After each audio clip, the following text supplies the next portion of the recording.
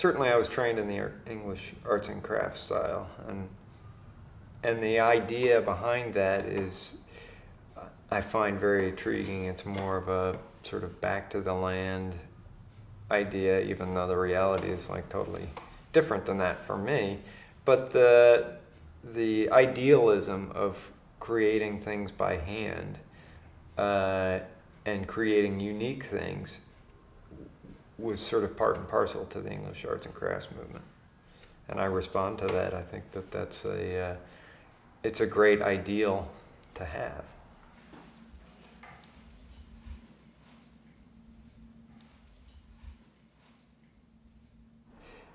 People want to respond to things, and having something that's handmade in your house is something that you can respond to, whether it's you know, on purpose, or it's just there and you know that at some point you thought, you know, this thing was made by somebody and it's got a life of its own and it's got a soul and a spirit, and it's nice to be surrounded by that as opposed to just having an object that was banged out in a factory. And I think that one doesn't necessarily think about those things every minute of the day when you're surrounded by handmade objects. But when you do think about it, when you look at something and you think, you know, I knew that guy, or, you know, I love that painting, and I can envision where that is, and I can envision the artist standing there painting it, or, you know, the furniture maker standing in his studio, because I've been there, you just get a different, the object feels different to you.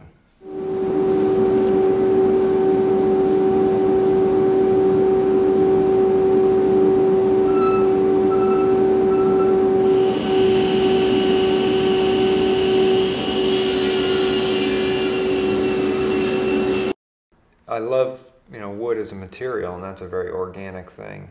And when I'm working with it, I almost think of it more what I do as collage, where I'm taking all this material that has its own pattern and its own sort of texture and line, and putting them together in a way that I see as harmonious. Mm-hmm. My work definitely has sort of an Asian influence and a Shaker influence and an arts and crafts influence, both English and American. Mm-hmm. But to me, I see those things as all those sort of eras of furniture aspired to a sort of a universal idea of simplicity and visual strength, and those are some of the things that I want in my work.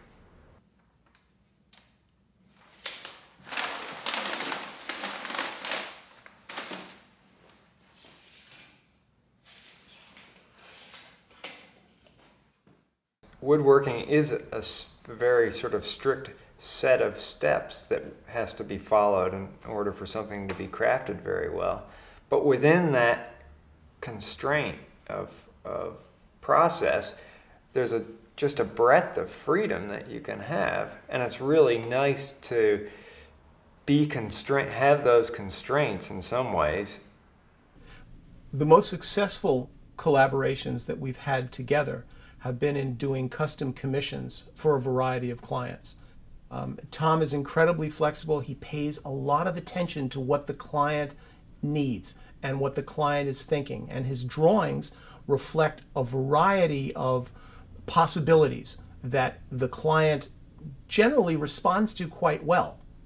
What I hope happens when I'm dealing with a client is that I give them some drawings and they didn't ever think that that's what they were going to get, in a way. You know, it's like, wow, we never thought about this. I mean, to me, that's kind of exciting. One of the desks that he produced had a secret compartment that the owner was not even aware of. And it was just wonderful when Tom delivered the piece to say, I have something special to show you. And he showed this secret compartment in the desk, and it was absolutely invisible. Invisible. There's no way that anyone who wasn't aware of the fact that there was a secret compartment could ever have found it. It was a remarkable piece of engineering and construction. The client was thrilled.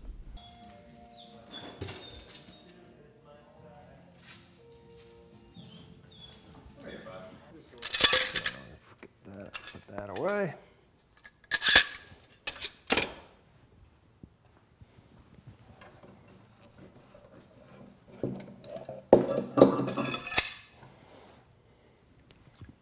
The importance of training in any sort of craft is understanding and being able to make something with all the rules, and then that allows you to break the rules, because you can choose, well, I know that I can break this rule and it's still within the realm of being well crafted.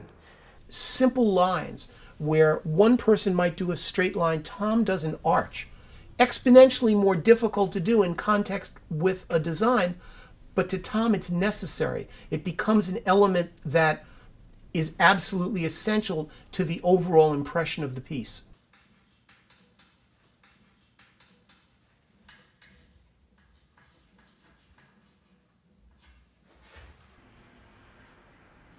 When I create drawings for something, I have a vision for the thing, and it's down on paper.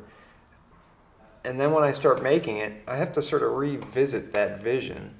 And you know, when something gets translated into 3 dimensions, it can look and should look different than what your drawing is. And so you have to sort of go along with how the thing is presenting itself. And I think that's, you know, that's where you have to make choices. These were initially parallel lines, and right before I glued this together, I sort of had the idea that, you know, I can create a little forced perspective by tapering these a little more. So they're actually wider at the bottom than they are at the top, and that adds to that sort of visual movement, and really even works more to draw your eye down. It's very subtle. It's about 1/8 of an inch off either side.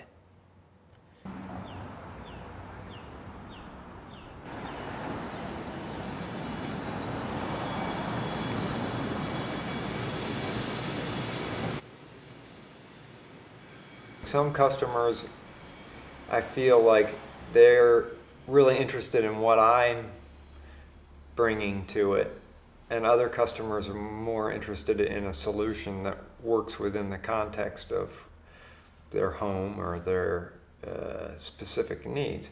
And both of those things, I mean, it's a constant tension that I work with, and I think that that's a good thing, because you need to have, you know, you need to have somebody ask you to do something that you're not sure you really want to do in a way. All those things that people ask you to do that you would never do for yourself, those are the ones that create the best pieces, I think, because it's a challenge.